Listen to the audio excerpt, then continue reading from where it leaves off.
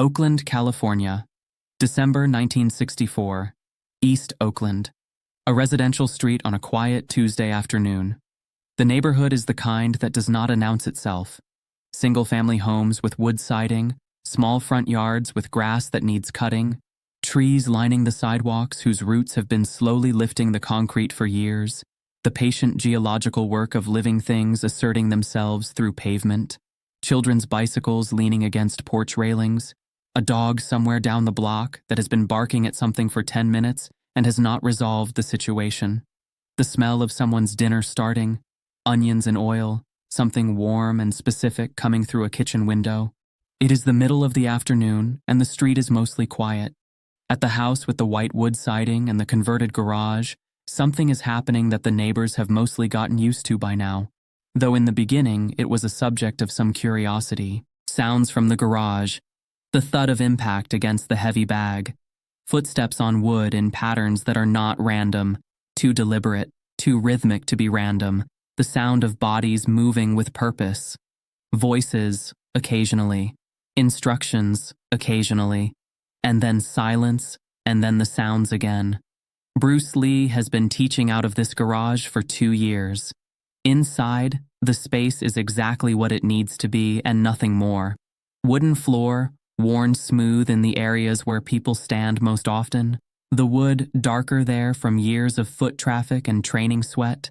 Mirrors on one wall, not decorative, functional, so students can see their own form and correct it without waiting to be told.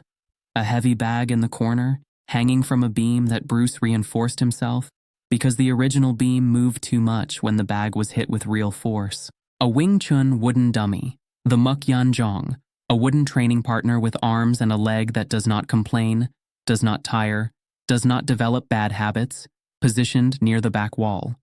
Focus mitts, jump rope, wooden sticks, a notebook on a shelf with handwritten notes that are dense and close and written in the margins as well as the lines. No decoration, no framed certificates, no photographs of lineage masters on the wall, no ceremony to the space beyond the ceremony of its function. 6 students are here this afternoon. 3 are white, 1 is black, 2 are Chinese. Bruce has not assembled this group with conscious demographic intention. He has assembled it by the principle that anyone who wants to learn and is willing to work can learn and work here, regardless of where they were born or what they look like. In 1964 in Oakland, this is not a politically neutral position. The city outside this garage is a city where these 6 people do not all inhabit the same social spaces, where they do not all drink from the same fountains in the states some of them grew up in, where the question of who is allowed to learn from whom carries a weight that has nothing to do with martial arts and everything to do with the country they are all living in. Inside this garage, Bruce Lee has decided that question has a simple answer. The answer is everyone. The knowledge belongs to whoever will do the work to earn it. He is 24 years old, 5'7", 135 pounds. He is wearing black training pants and a white t-shirt that has a small tear at the left shoulder that Linda has been meaning to mend. His feet are bare on the wooden floor. He is demonstrating Chi Sao, sticky hands, the Wing Chun sensitivity drill that is, in Bruce's understanding of martial arts, one of the most important training methods that exists, not because of the specific techniques it develops, but because of the quality of awareness it develops. Chi Sao is not about strength. It is not about speed. It is about sensitivity, about the ability to feel, through the point of contact with another person's arms, what that person intends to do before they have fully committed to doing it. The contact point becomes a telegraph line. The information traveling along it is the opponent's intention, their balance, their next move, before the move has become visible to the eye. His hands are touching a student's forearms. James, 22, broad-shouldered former high school wrestler from Fresno, who found his way to this garage through a friend of a friend and has been coming every week for 4 months. The contact is light, almost gentle. They move together slowly, Bruce's hands following James's movement, James's hands following Bruce's, a slow, circular conversation between 4 forearms that has rules and principles underneath it, even though it looks, to someone who does not know what they are watching, like two people gently pushing each other's hands around. "Don't think about the technique," Bruce says. His voice is quiet, not a teaching voice in the projected classroom sense, a close voice, a voice for this distance, for this specific exchange. "Stop trying to predict what I'm going to do. You're thinking 2 moves ahead, and you're missing what's happening right now." James adjusts, tries to quiet the anticipation. "There," Bruce says. "Feel that? Your arm just told me you were going to push left." "I didn't push left. Not yet. But your weight shifted. Your elbow changed angle by about 2 centimeters. Your intention was already there before the movement started. I felt the intention." He redirects James's incoming pressure with something that barely looks like movement, a slight rotation, a change in angle, and his free hand touches James's center line. Not a strike, a notification. "That's the whole game," Bruce says. "The space between intention and execution. That's where everything happens." He steps back, looks at the 3 pairs of students working the drill simultaneously around the room. He walks between them the way a musician walks through an orchestra during rehearsal, listening, adjusting, hearing what is not yet right and knowing exactly why. He stops behind a pair near the mirrors, adjusts a wrist angle, moves a shoulder back 2 inches, says something brief and specific, moves on. The afternoon has the quality that good training sessions develop when they have been going long enough. A focused warmth, a collective absorption in the work that makes the space feel smaller and more private than it physically is. The outside world, which is considerable and loud and complicated in December of 1964, is not present in this garage. It is present outside the door. It is present 3 days ago in the letter that came through the mail slot. But right now, in this hour, it is not here. 3 days ago. Linda found the envelope first. She was at the front of the house when the mail slot opened and the envelope came through. No stamp, no postage mark, no return address.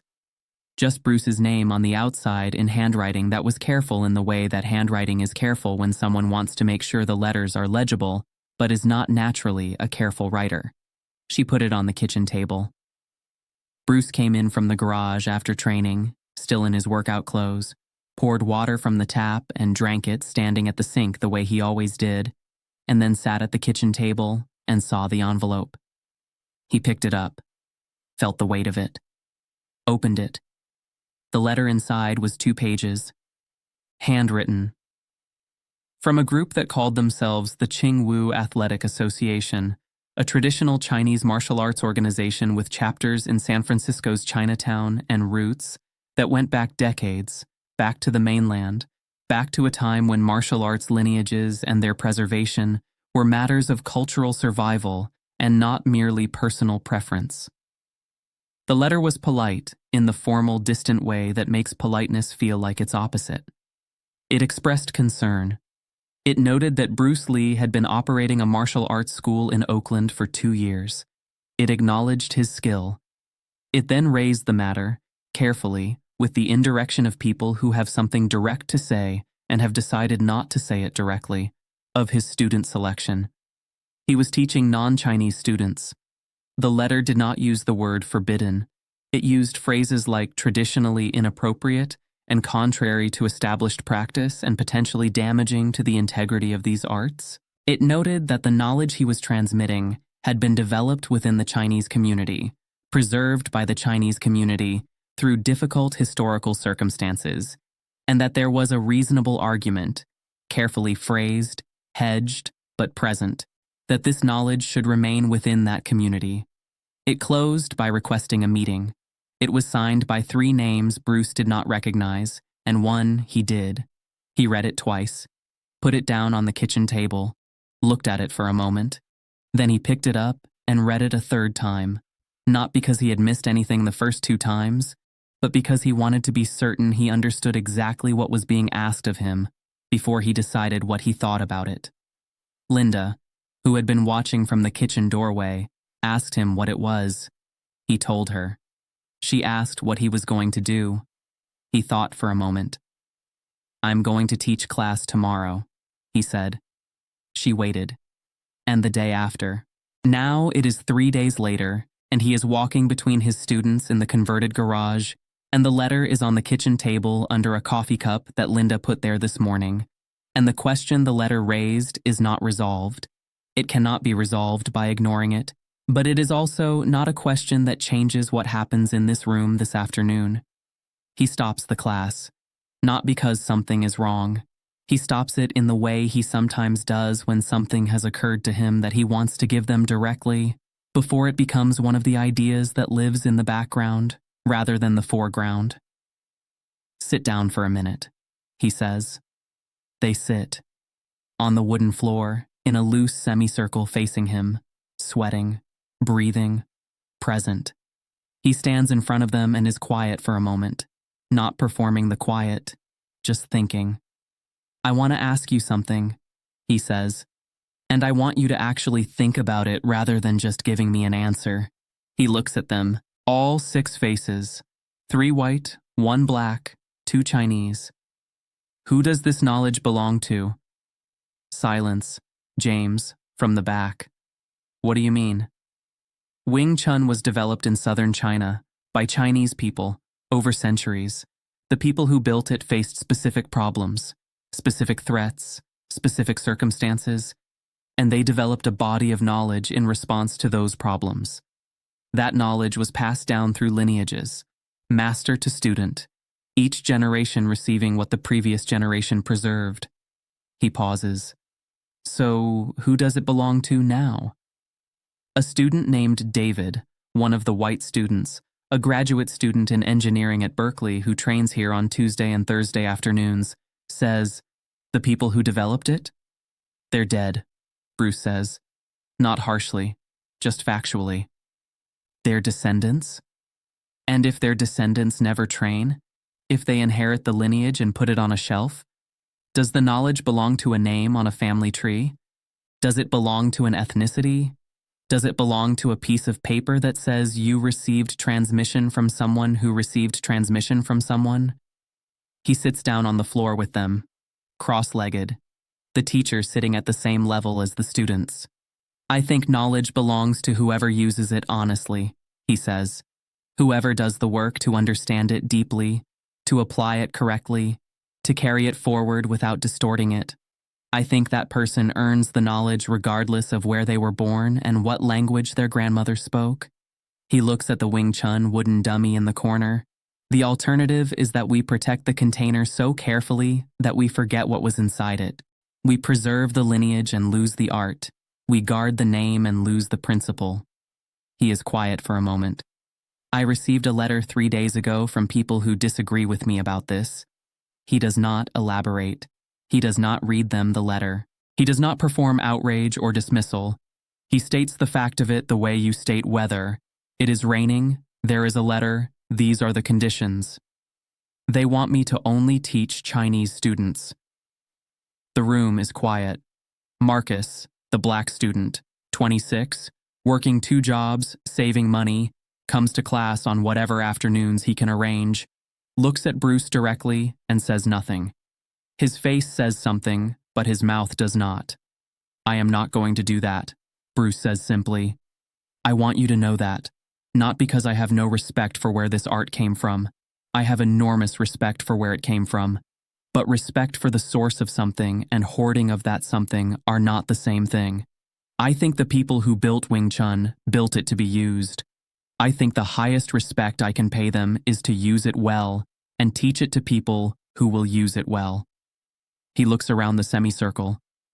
The question is whether you are willing to do the work. That's the only question I'm interested in. The rest is not my business and not yours. He stands up. Okay, back to Chisao. James, your elbow is still too high. Let's fix that. And the class resumes. Outside, the Oakland afternoon continues its quiet business. The dog down the block has resolved its situation or given up. Either way, it has stopped barking. The smell of dinner from the kitchen window has become more specific. The trees on the sidewalk stand in the cooling December air, their roots still doing their slow, patient work beneath the concrete. Inside the converted garage, 6 people are learning something.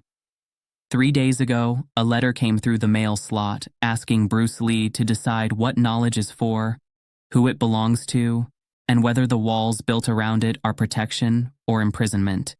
He has answered the question the only way he knows how to answer questions, by continuing. The wooden dummy stands in the corner. The heavy bag hangs from its reinforced beam. The mirrors show 6 students and 1 teacher moving together in the particular focused silence of people who are trying to understand something difficult and are making progress.